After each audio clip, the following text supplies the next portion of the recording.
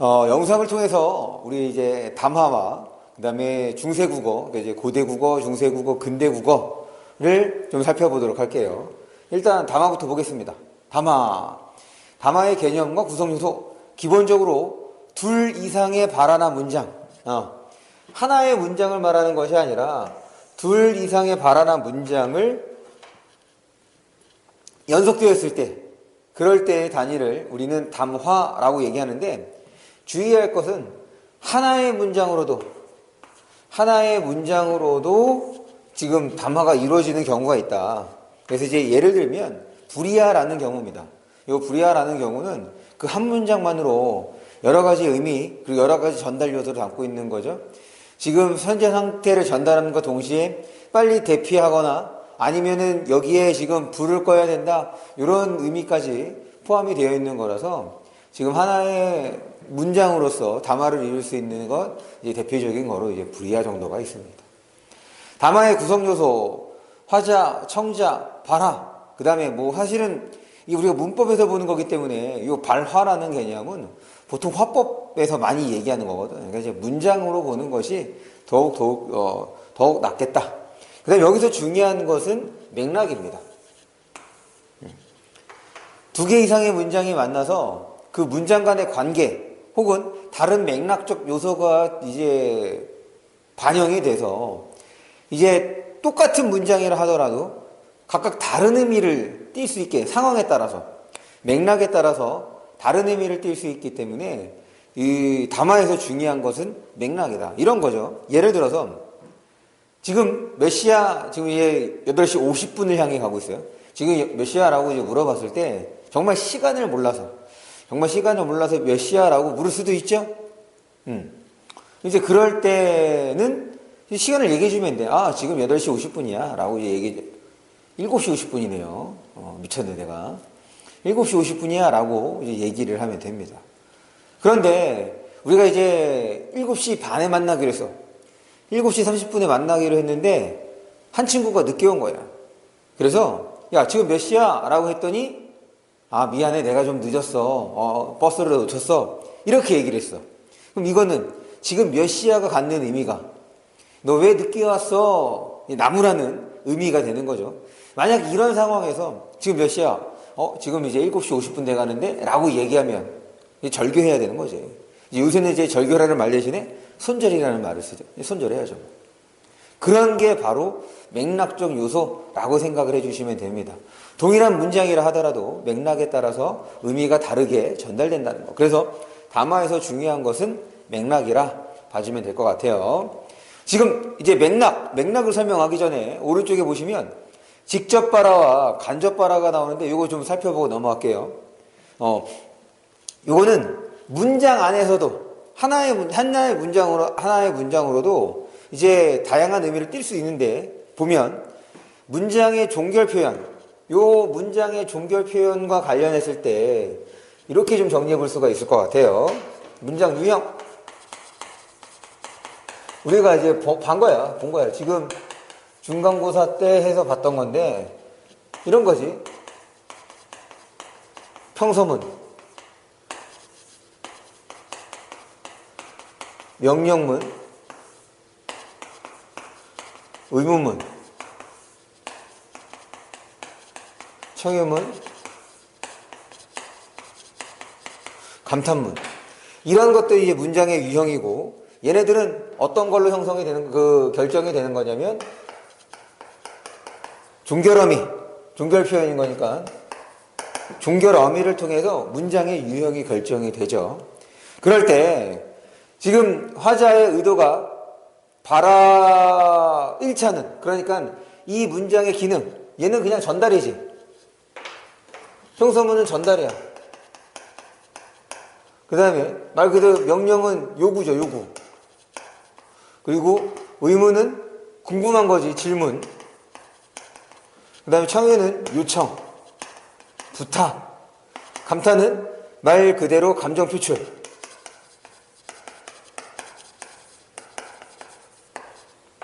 요게 각각의 이제 문장 유형이 지니는 기능이라고 보면 됩니다. 그런데 이 기능하고 이제 다른 것을 할 때, 이 기능하고 다른 의미, 이 기능과는 좀 다른 역할 혹은 기능을 할 때가 바로 간접바라 라고 생각을 해주시면 돼요. 직접바라는 지금 우리 문장의 유형 그대로 제대로 자신의 기능을 수행하는 걸 말하고, 간접바라의 경우는 기능하고 의미가 일치하지 않을 때를 말한다 라는 것. 그래서 여기에서 이제 가장 많이 다루는 것이 요 의문문이죠. 의문문 조금 더 살펴보면 의문문의 종류에 세 가지가 있었지. 의문문에 세 가지가 있었습니다. 하나는 판정 의문문. 이거는 예, 아니오로 대답할 수 있는 거고, 그 다음에 또 하나는 설명.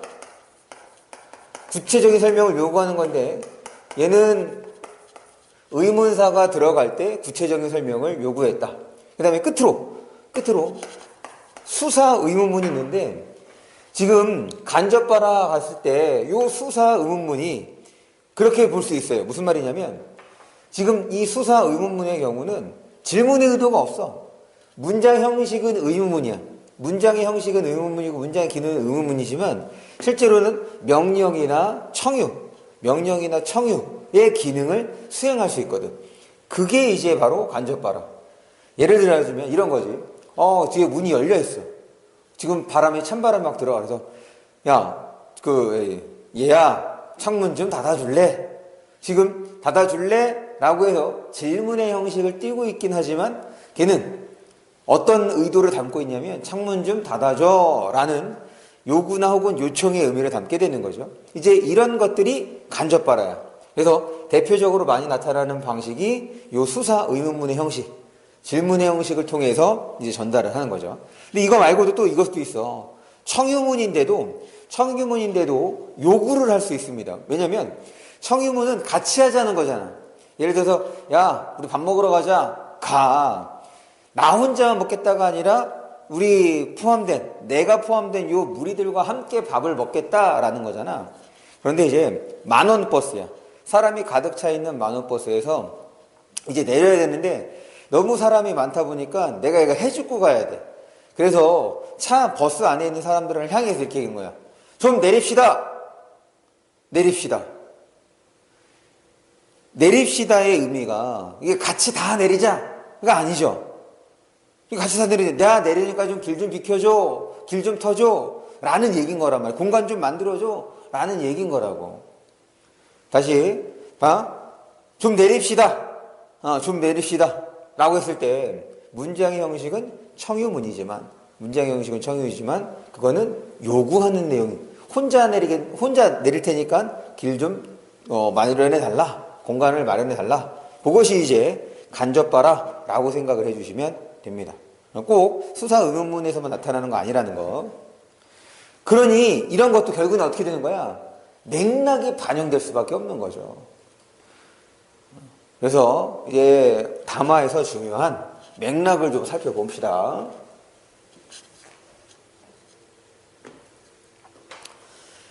일차적으로 담화는 제시된 언어적 맥락. 요거는 이제 문장과 문장 사이의 관계로 형성되는 맥락이라고 봐주시면 될 것 같아요. 딱 표면적으로 드러나는 거겠지. 그 다음에 경우에 따라서는 비언어적 맥락을 가리키기도 하는데 이제 이게 중요한 거야. 이 비언어적 맥락이. 바로 비언어적 맥락을 보면 상황 맥락. 요거는 이제 직접적입니다.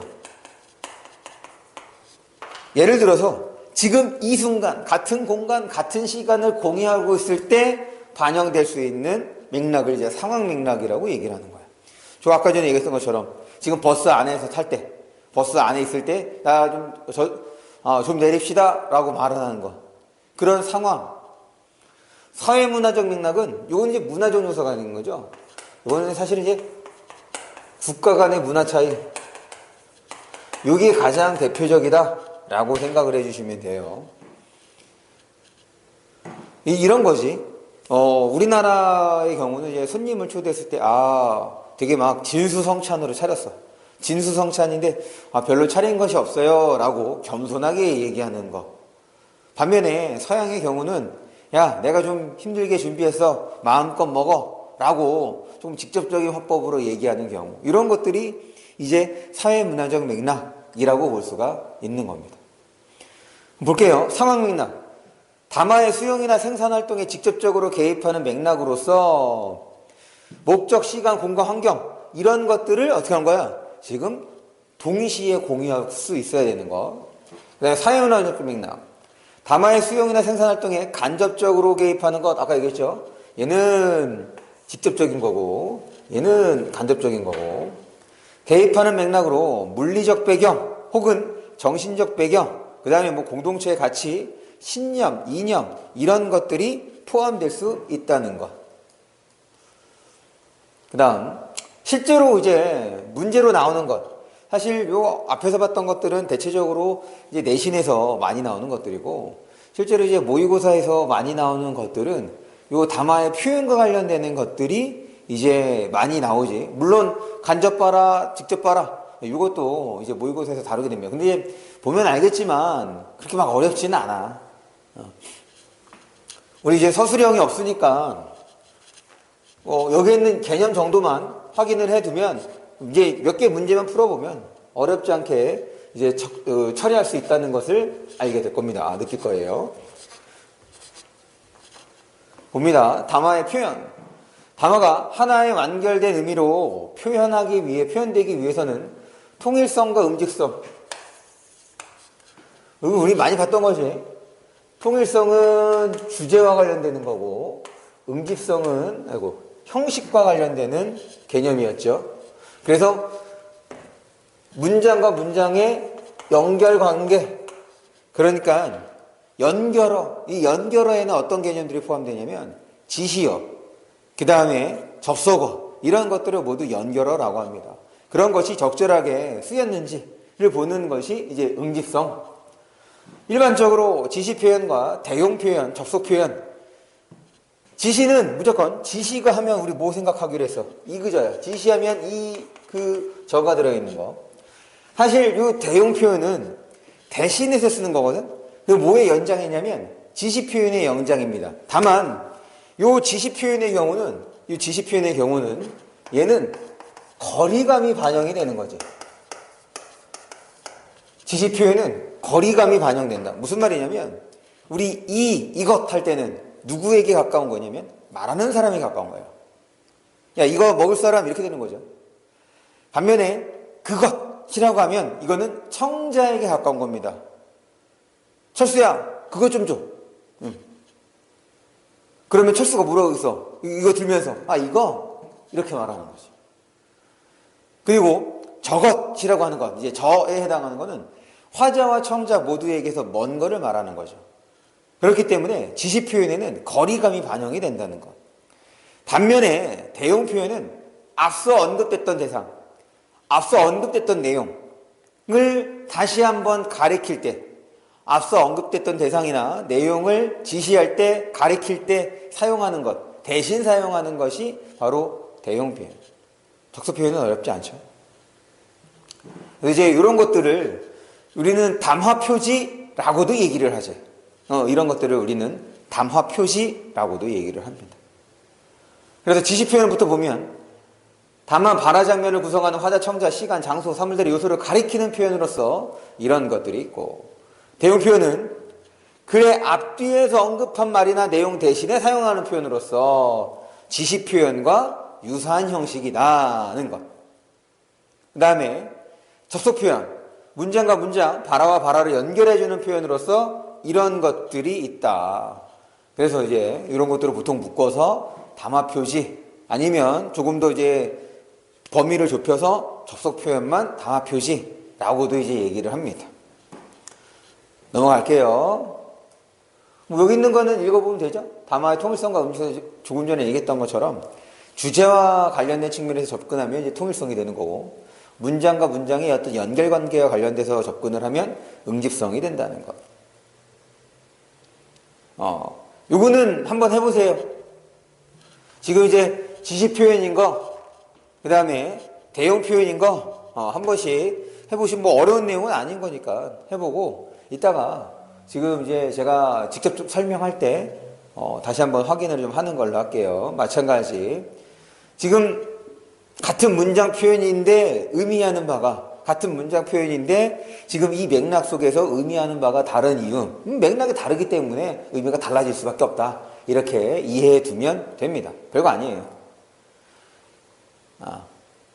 그러면 이제 이번 기말에서 이제 새로 추가된 내용, 중간고사 범위가 그대로 반영이 된다고 얘기를 하니까, 일단 요 기말고사 범위에서 우리가 조금 더 신경 써야 할 부분은 요 중세국어, 그러니까 국어사 파트가 되는데, 이제 학교 선생님이 말씀하셨던 것처럼 고대 국어는 사실 거의 그러니까 모의고사, 지금 우리 중간고사 문제를 보면 거의 모의고사랑 똑같잖아. 그것보다는 조금 더 좀 어렵게 이제 구성을 하셨죠. 선택지를 좀 까다롭게 구성을 하신 거야. 그런 측면에서 본다면 요 고대 국어는 사실 이제 나오기가 조금 쉽지 않다. 고대 국어가 모의고사에 잘 안 나오다 보니까 지금 이제 학교 선생님께서도 이제 가볍게 언급하고 가셨죠. 그래서 우리도 요 고대 국어는 필요한 것만 가볍게 보고 넘어가겠습니다. 그래서 중세 국어와 근대 국어를 중심으로 한번 설명을 해볼게요. 일단 국어사의 시대 구분은 이거는 당연히 알아야지. 우리 1학년 때도 봤던 거다.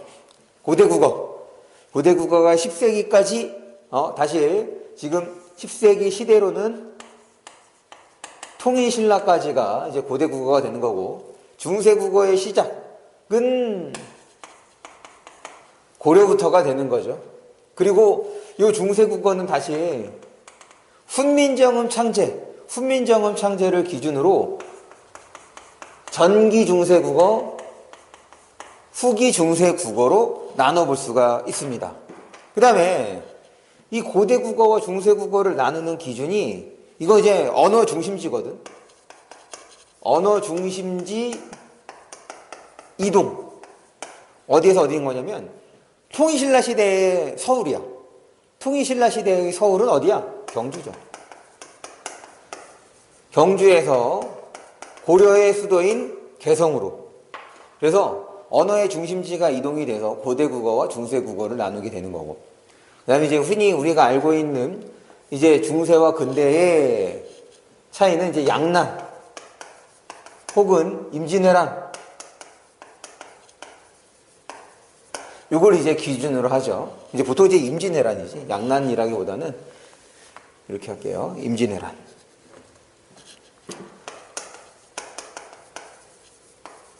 임진왜란을 기준으로 16세기 말까지를 중세국어, 17세기부터를 근대국어. 그 다음에 지금 근대국어는 어디 갔냐면 가보게요.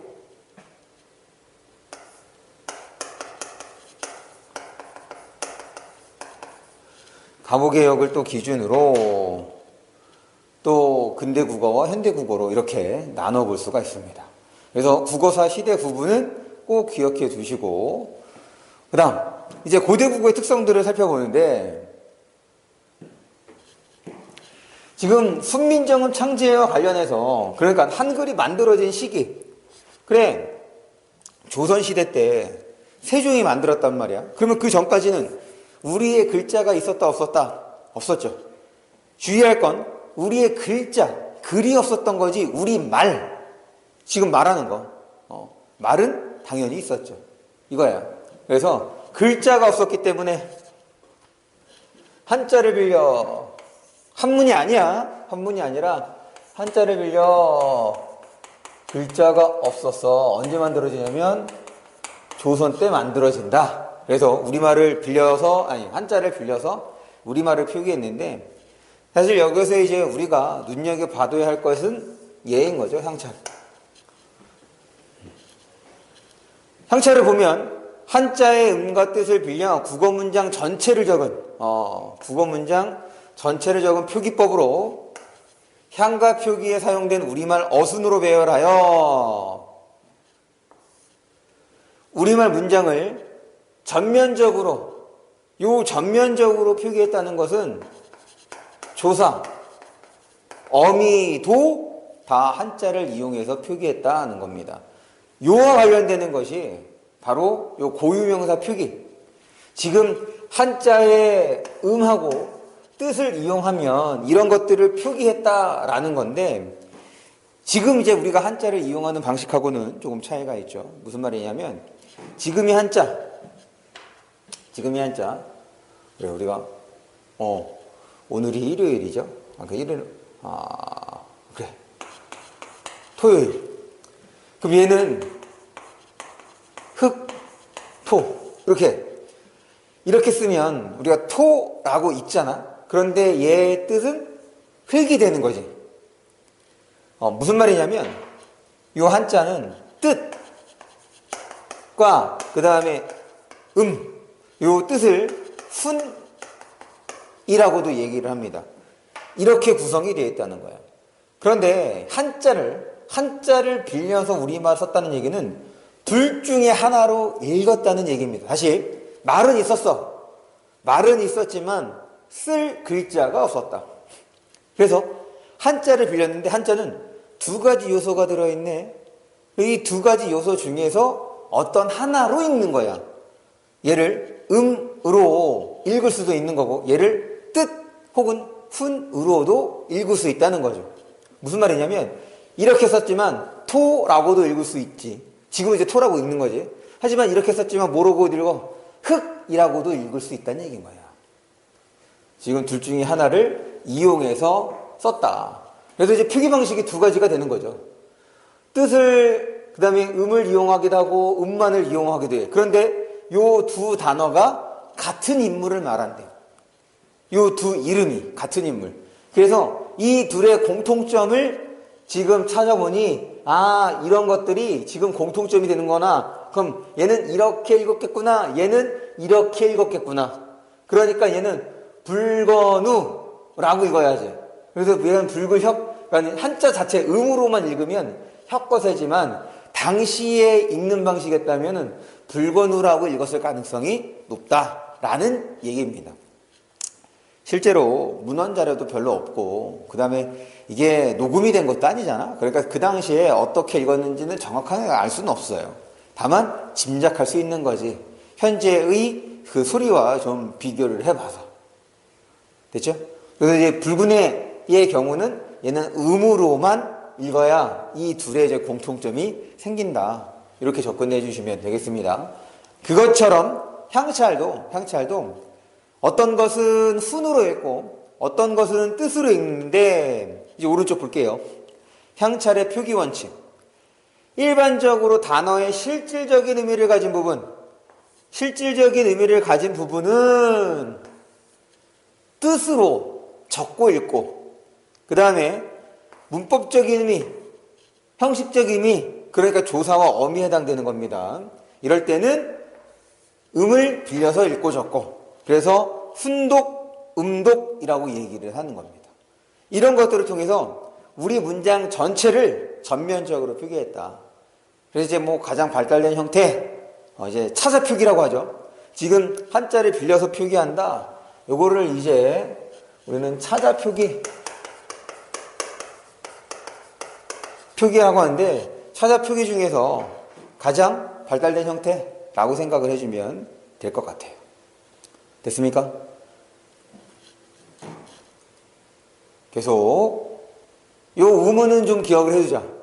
왜냐면 요 우문에 대한 거는 당연히 중세국어와 관련돼서 살펴볼 수 있기 때문에, 요 우문과 관련해서는 중세국어와 관련해서 살펴볼 수 있기 때문에 요 우문만큼은 좀 봐두는데, 나머지야 이거 이제 그 한자 때문에 되는 거니까 그냥 한번 읽어주면 될 것 같고, 음은 좀 기억을 해두는데, 자음을 보면 평음과 격음만 있었으며 그럼 뭐가 없었다는 거야? 된 소리가 없었다는 얘기인 거지. 그럼 된 소리는 언제? 얘는 중세국어 시기에 나타납니다. 그래서 고대국어에는 된 소리가 없어. 그 다음에 이것도 주의해야죠. 음절말의 자음들이 제 음가대로 발음되었을 것으로 추정된대.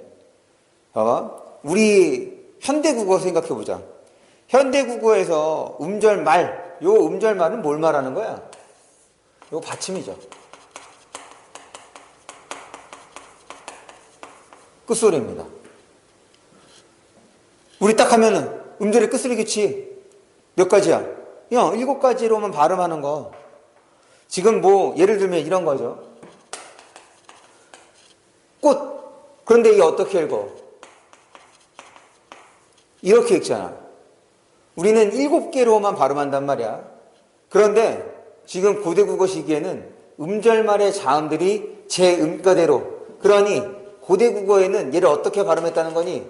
얘들 고대국어에는 된소리가 없다고 얘기했으니까. 우리는 몰라. 왜? 우리는 치읓을 종성해서 발음을 못하니까. 우리는 몰라. 하지만 요 고대국어 시기에는 제 음가대로 발음을 했다고 하니 이렇게 됐나 보다 라고 생각을 해주시면 되겠다.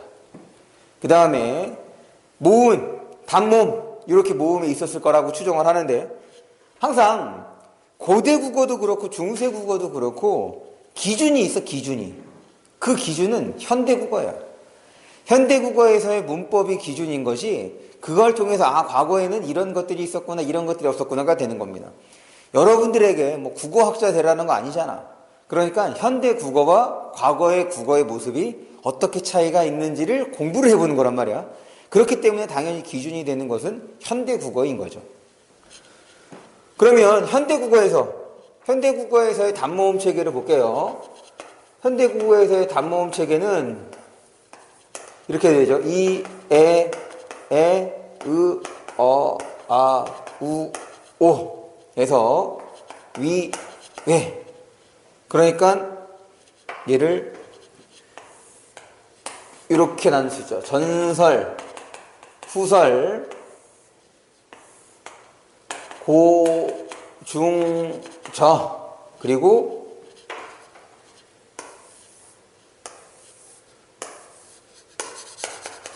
원순모음, 나머지는 평순모음 이렇게 정리를 해주면 되겠습니다.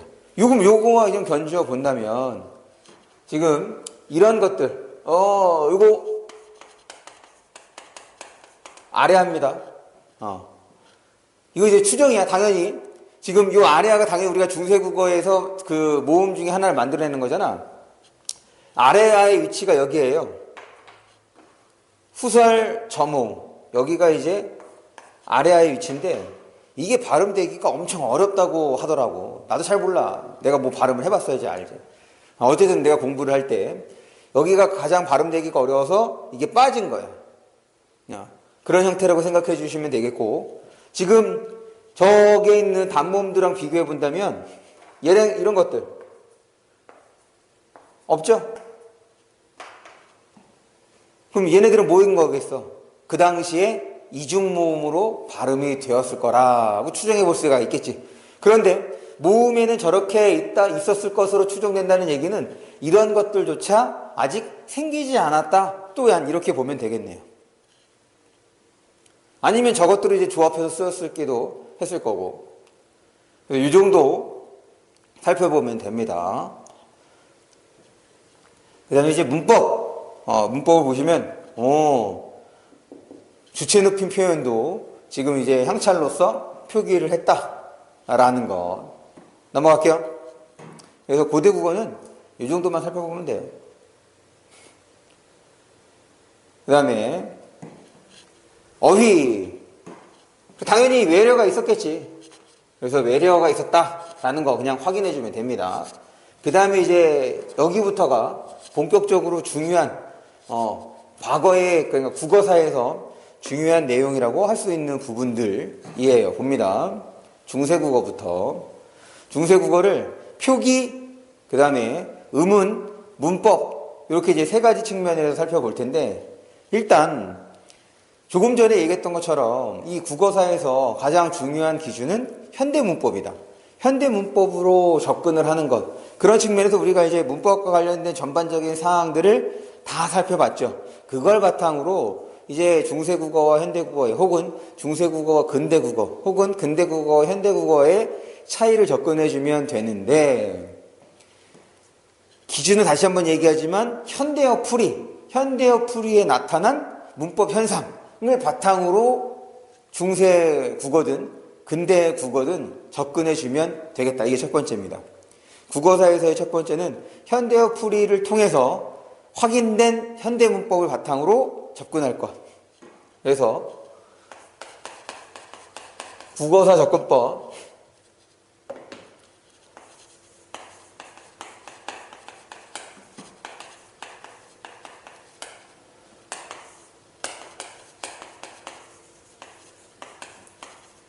현대어 풀이,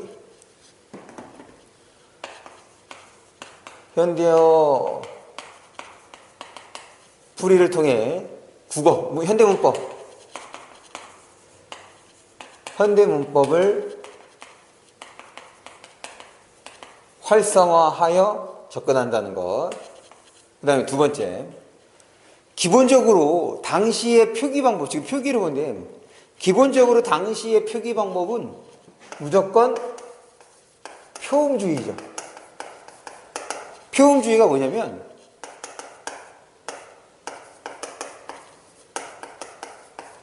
소리대로 적는 걸 말합니다. 그래서 얘와 차이가 있는 것이 표의주의가 되는 거고, 그 표의주의는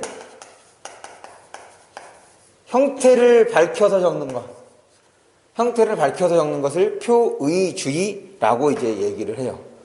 그래서 이 중세 국어는 무조건 소리대로 적는 것, 이거를 꼭 인정합니다. 이건 기본이에요, 정말. 이거는 따로 언급하지 않더라도 소리대로 적는 거였지 이렇게 생각을 해줘. 그러니까 뭐가 특징적이겠어? 우리 소리대로 적는 걸 또 뭐라고 해? 우리 1학년 때 배웠던 거 이어적기라고 얘기하잖아. 그래서 여기서 적을까요? 소리대로 적는 것을 이제 이어적기라고 하니까 지금 요와 차이가 있는 것이 바로 끊어적기가 되는 거고, 요 끊어적기가 표의주의에 관련되는 거지. 그래서 끊어적기가 되어 있으면 특징이 되는 거야. 왜냐? 지금 중세 국어는 소리대로 적는 것이 기본이었으니까. 이거와 더불어 모음조화가 잘 지켜졌으니까 모음조화도 기본적으로 알고 있어야겠다. 그런데 이제 모음조화 하면 핵심적인 내용은 이거죠. 양성모음에 뭐가 있고 음성모음에 뭐가 있는지를 알고 있어야지. 우린 이미 알고 있어. 되게 많이 했던 거니까. 그래서 양성모음에는 오, 아래아가 대표적인 거예요. 이렇게 생긴 것들은 다 양성모음이라고 생각해 주시면 됩니다. 그 다음에 음성모음에는 얘를 뒤집어. 우, 그 다음에 아래아의 짝은 됐죠? 그래서 음성모음.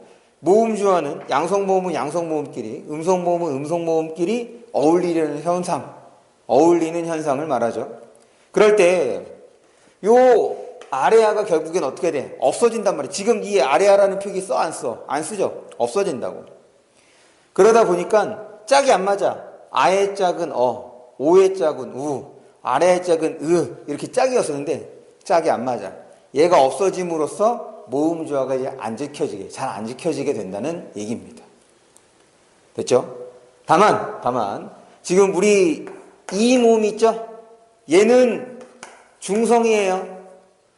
그래서 어느 것에나 붙을 수가 있습니다. 만약에 여기에 이렇게 붙었고 여기 이렇게 붙었어. 그럼 이렇게 붙었으니까 얘는 양성모음이 되는 거고 얘는 여기 붙었기 때문에 음성모음이 되는 거야.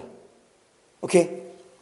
그래서 지금 요거는 가장 기본적인 내용, 요거를 그대로 여기다 적용. 이건 항상 바탕이 되는 내용이라고 생각을 해주시면 됩니다. 계속 봅니다. 종성표기. 종성에서 발음되는 자음의 종류가 8가지. 여기서 이제 주의할 게 얘죠. 첫 번째, 두 번째. 지금 현대국어에서는 가느다란 물방울이라고 했던 거. 기역, 니은, 디귿, 리을, 미음, 비읍, 이음. 이렇게 7개의 자음으로만 발음이 된다고. 그런데 지금 몇 개야? 8개로 발음이 된다는 거지. 그럴 때 시옷. 지금은 시옷 발음이 못하죠? 지금 진짜 디귿으로 발음하잖아. 과거에 중세 국어 시기에는 디귿하고 시옷을 발음상에서 구분했다라는 얘기와 이 두 번째는 예디응이에요. 얘는 예디응입니다. 이렇게 꼭지가 달려있는 거야. 얘를 뭐로 바뀌어? 그냥 이응으로 바뀌게 되는 거죠. 이 예디응의 경우는 초성. 현대국어에서의 이응은 초성에서 발음해 못하거든. 그런데 요 예디응의 경우는 초성에서 발음이 됩니다. 어떻게 발음되는지는 잘 모르겠어. 우리는 못하잖아. 그 다음에 이어적기 형태를 소리대로 적는 거 이어적기 됐고, 그리고 띄어쓰기는 하지 않았다. 그래서 이제 기본적인 표기 방식은 요거를 우리 흔히는 팔종성법 이렇게 얘기를 하는 거죠. 팔종성법. 그 다음에 이어적기, 이제 한자어로는 이렇게 얘기를 하죠. 연철. 그러면 끊어적기. 요 끊어적기는 분철이라고 얘기를 합니다. 그 다음 음운.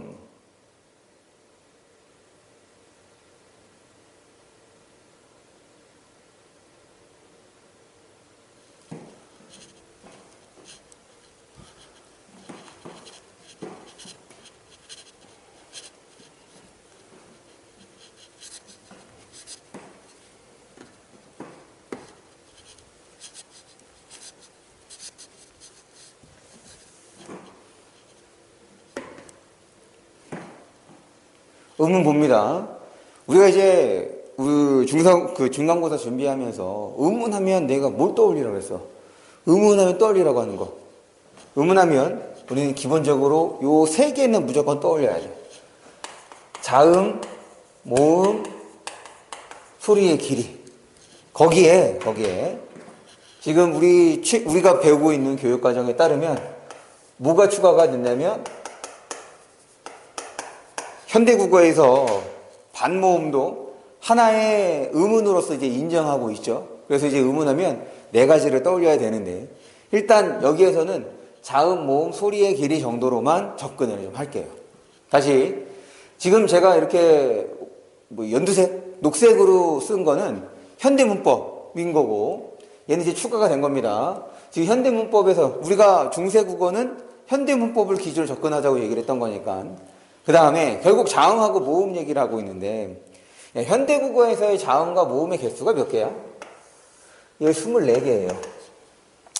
그런데 이 중세국어에서 자음하고 모음은 합쳐서 몇 개냐면 28개입니다. 우리가 1학년 때 배웠던 세종어제 훈민정음을 읽어보면 거기에 뭐라고 되어 있느냐, 28자를 만드노니 이렇게 되어 있단 말이야. 그럼 결국에는 현대는 24개고, 그 다음에 그 조선시대 중세국어 시기에는 28개 쓰니까 4개가 없어졌잖아. 4개를 이제 찾아내야지. 이 없어진 거, 얘, 그 다음에 얘, 그리고 얘, 그 다음에 마지막으로 아래야. 그래서 자음 3개가 사라지고 모음 하나가 사라집니다. 반치음 예디응, 그 다음에 얜 여린 히읗이죠. 여린 히읗. 그리고 아래야. 자음에서는 3개, 모음에서는 하나가 사라진다. 이렇게 해서 4개가 없어지게 된다는 것. 그래서 이제 지금 음운에 대한 거 24개, 28개 확인을 했습니다. 자음부터 좀 볼게요. 그럼 우리 표에 있는 거. 자음. 된소리 계열이 등장하는데, 이거는 이제 주의가 좀 필요해. 이거는 이따 어두장군하고 좀 설명을 하는데, 어두장군 봅니다.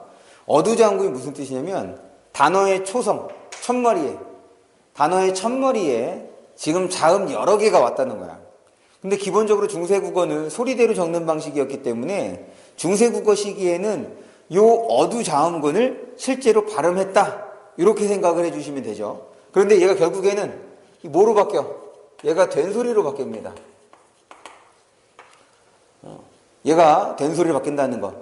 다시, 중세국어 시기에 어두자음군은 소리대로 적었기 때문에 그 당시에는 발음이 됐을 거라고 추정해 볼 수가 있는 거지. 그런데 결국에는 된소리로 바뀌었다는 측면에서 과거에 그 소리가 된소리랑 비슷했을 가능성도 또한 염두에 둘 수 있겠죠. 근데 여기서 이제 이 어두장군이랑 된수리를 같이 보자고 했던 게 뭐였냐면, 지금 우리가 알고 있는 된수리는 뭘 말하는 거냐? 우리가 알고 있는 된소리는 쌍기역, 쌍디귿 이런 것들이 된소리인 거잖아. 즉 같은 것, 같이 생긴 것을 연이었었을 때를 우린 된소리라고 했단 말이야. 그런데 지금 중세국어에서의 된소리는 뭐라고 보고 있어? 마치 어두장군처럼 지금 단어의 첫머리에 시옷과 기역을 같이 썼단 말이죠. 시옷과 기역 같이 썼단 말이지. 그런데 이것을 어두장군으로 보지 않고 뭐로 본다는 거야? 된소리로 본다는 거야. 이건 이제 어디에서 설명인 거냐면, 지금 이제 얘 뭐죠? EBS에서의 설명이지. 아마 교과서마다 조금씩 달라요. 그래서 이거는 이제 학교 선생님이 지금 이대로 설명을 해주셨는지 아니면 여기에 대한 언급을 해주셨는지. 왜냐면 중세국어에도 이렇게 쓰는 것이 있거든. 이렇게 쓰는 방식을 뭐라고 하냐면 같은 글자를 나란히 쓰는 거. 근데 주의할 게 같은 글자를 나란히 썼다고 해서 얘 따로 그러니까 얘 두 개가 기역 두 개, 음은 두 개가 이렇게 우리가 보는 거 아니었잖아. 현대국어에서는 쌍기역 그냥 하나였죠. 음은 하나였다고. 얘 기역 두 개가 아니라 그냥 음은 하나 이렇게 봤단 말이야. 그런데 이게 글자를 처음 이제 만들 때 다 만들고 보니까 이거 말고도 여러 가지로 발음이 되는 것이 더 있어. 근데 그렇다고 걔네들을 더 추가적으로 만드는 것은 효율적이지 않은 것 같아. 더군다나 이 세종대왕이 글자를 만들 때 본뜬 형상들이 있거든. 자음의 경우는 발음 기간을 본떠서 만들었단 말이야. 이게 자음이잖아. 그런데 이렇게 발음이 될 때 가만히 생각해보고 가만히 따져보니까 기억하고 발음되는 양상이랑 비슷해. 그러니까 특별히 새로운 글자를 만들 필요가 없다고 이제 생각을 하신 거겠죠. 그래서 이제 만든 글자를 바탕으로 이제 글자를 이렇게 한번 만들었는데 이런 것도 발음이 되니까 한번 이렇게 써보자. 그래서 이제 글자들을 이제 운용하는 방식들이 있어요. 그럴 때 지금 자음을 연이었었잖아. 이런 거를 병서라고 얘기합니다. 이 병자가 나란히 병자야. 그래 나란히 썼다 이렇게 되는 거예요. 그럼 얘도 병서가 되는 거야. 어두장군도. 그런데 같은 글자를 썼기 때문에 얘는 각자 병서라고 얘기를 하고, 얘는 서로 다른 글자를 썼기 때문에 합용 병서라고 얘기를 하는데, 요 두 가지는 글자 운용 방식입니다.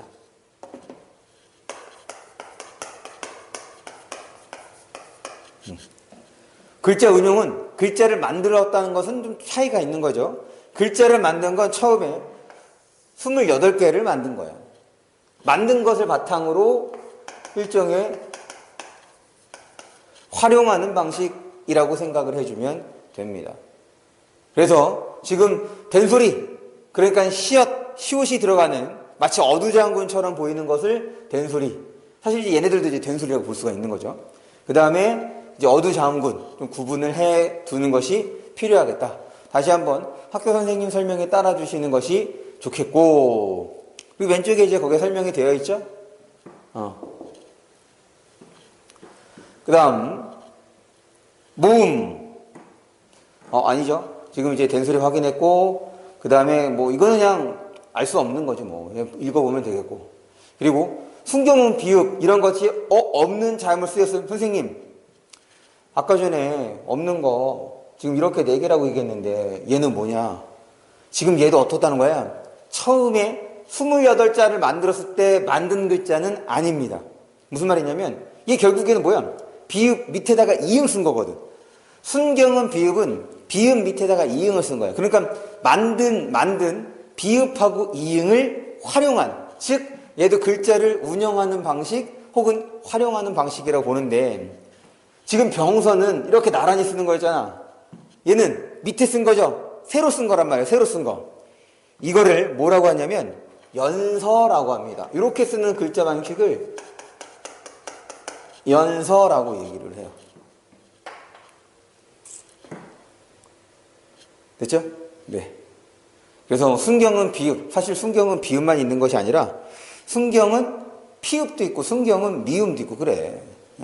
근데 뭐 걔네들이 실제적으로 고유어를 쓸 때 썼던 건 아니어서 대체적으로 이제 한자를 쓸 때 썼던 방식이었던 거라 그렇게 생각을 해주시면 될 것 같아요. 그 다음 모음을 보면 아까 그 우리 단모음표 그린 거 있죠? 단모음표와 관련해서 살펴보면 돼요. 7개의 단모음과 다양한 이중모음이 존재했다. 그럼 이렇게 적으면 돼. 그럼 고대 국어 시기에는 이중모음이 없었구나. 이렇게 접근하면 되겠네요. 오케이?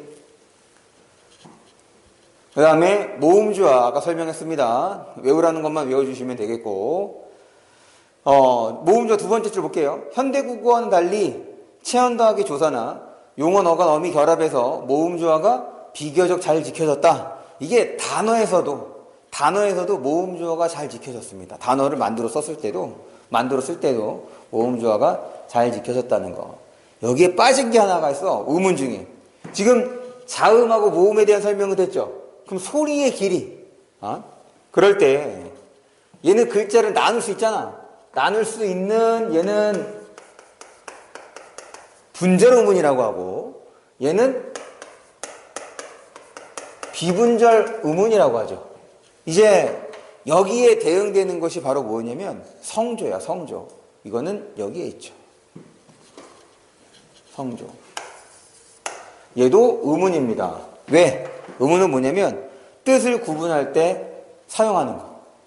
그래서 현대국어에서는 소리의 길이로 뜻이 구별이 됐었는데 중세국어에서는 성조, 소리의 높낮이로서 지금 뜻을 구별했다라는 것.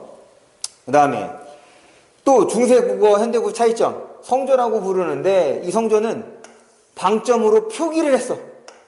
무슨 말이냐면 현대국어에서의 소리의 길이는 표기에 반영이 돼, 안 돼? 표기에 반영이 안 되죠. 하늘에서 내리는 눈은 그냥 눈이야.